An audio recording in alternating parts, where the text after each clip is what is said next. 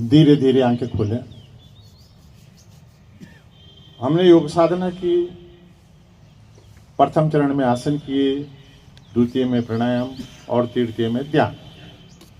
आसन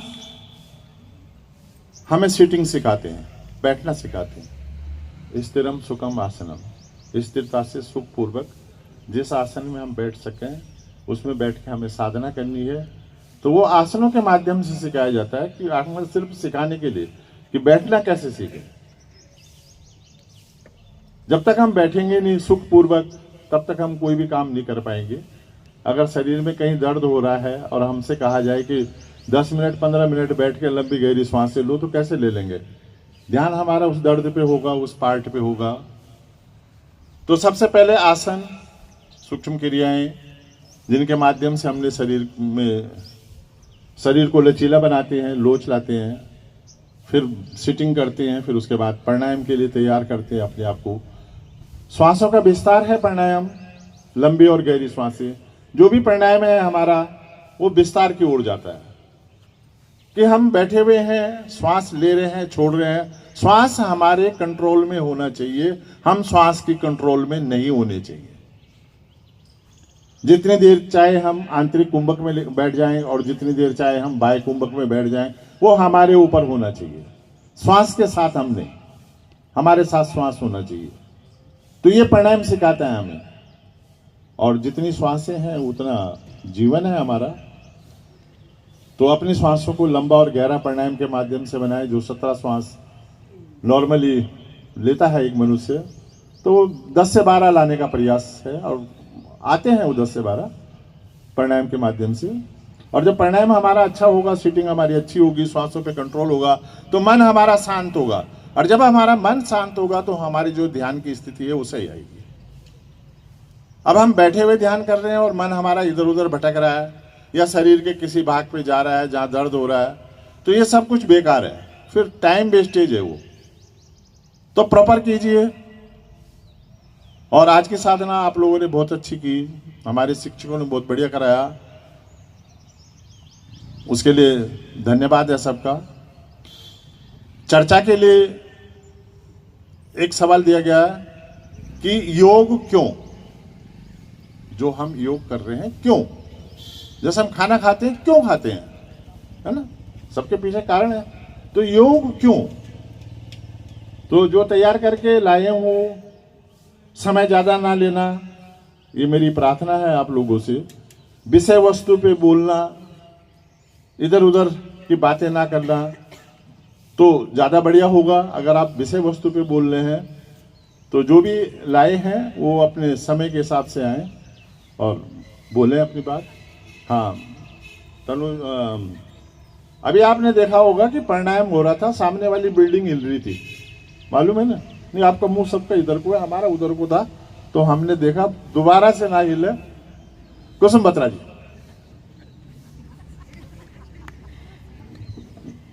सबको नमस्कार।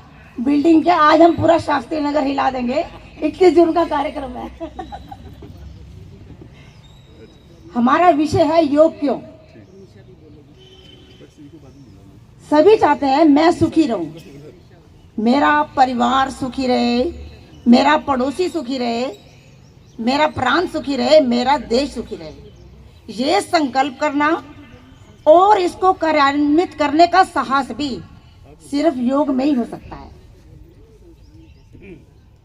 योग प्रत्येक व्यक्ति को, छोटा बच्चा है, जवान है, बूढ़ा है, स्त्री है, पुरुष है, कहीं कार्यरत है या घर में रहता है, सभी के लिए आवश्यक है, जिससे हमारा शरीर स्वस्थ रहता है और हम अपने कार्य को बहुत अच्छी तरह से पूरा कर सकते हैं। योग करने से हमारे शरीर में 9 प्रणालियां हैं: श्वसन, पाचन, निष्कासन, रक्त भ्रमण, अस्थि प्रणाली, मांसपेशी प्रणाली। सभी सुचारू रूप से कार्य करती हैं और हमारे शरीर की सारी प्रक्रिया सुचारू रूप से चलने लगती है। हमारा शरीर सुंदर, सुडौल व लचीला बनता है।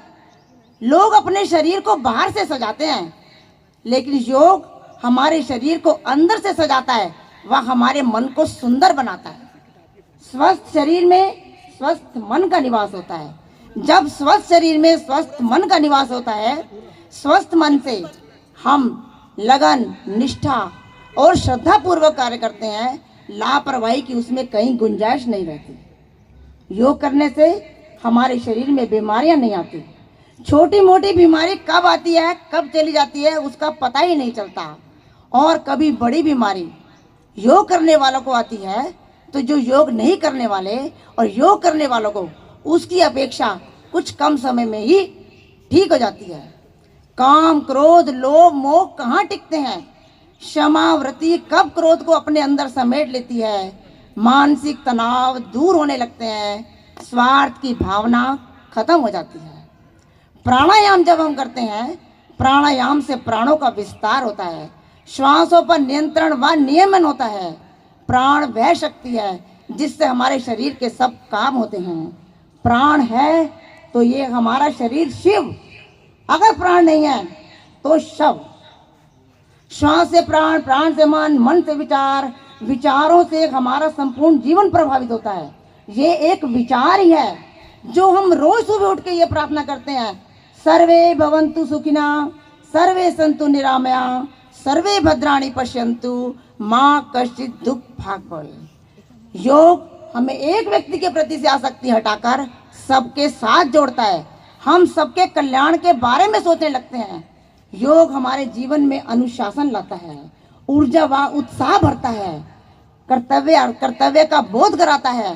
जय पराजय, लाभ हानि, सुख दुख से हम कब ऊपर उठने लगते हैं, इसका पता ही नहीं चलता है।